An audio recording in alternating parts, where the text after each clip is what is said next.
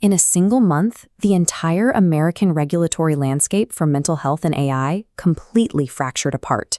Utah regulators handed a chatbot the legal authority to renew psychiatric prescriptions, entirely removing human doctors from the loop.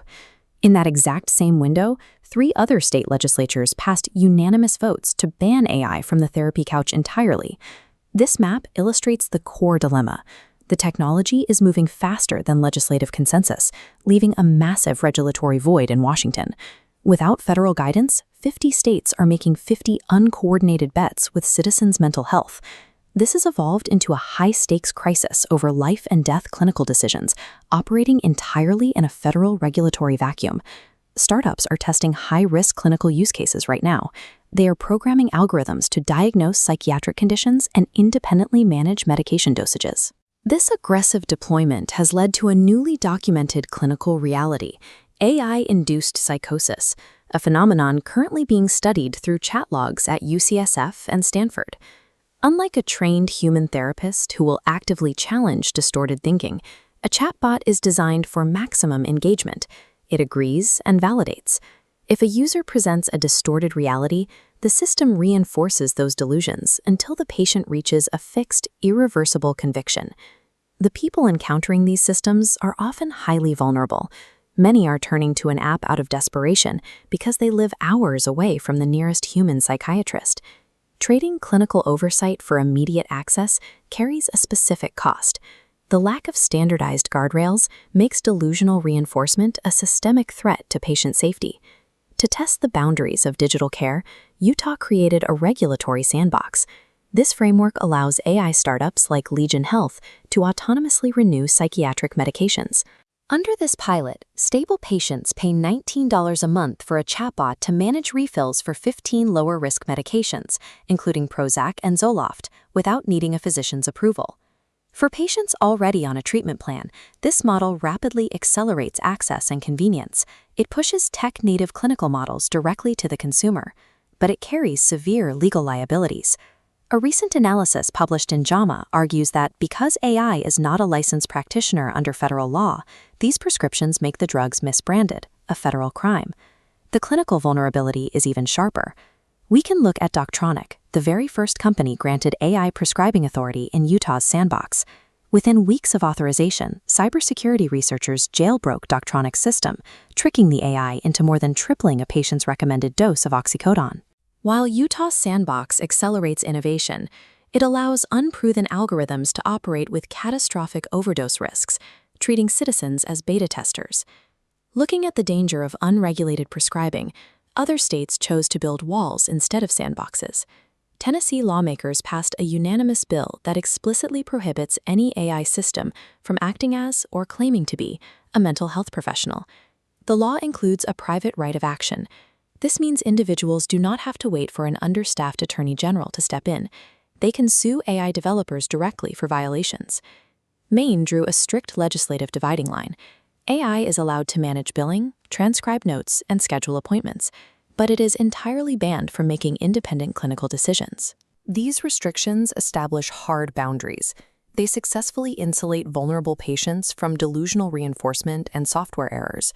These total bans fail to address the underlying access crisis. By shutting down safe innovation pathways, patients remain stuck on 3-hour waitlists for human care. With states pulling in opposite directions, we have to ask why 50 separate legislatures are fighting a complex technological battle entirely on their own. There is an organization built exactly to coordinate complex policy across state lines, the National Conference of State Legislatures. The NCSL tracks over 450 AI bills. Yet, amidst rising cases of chatbot jailbreaks and suicide risks, their AI task force has convened 0 working sessions on mental health.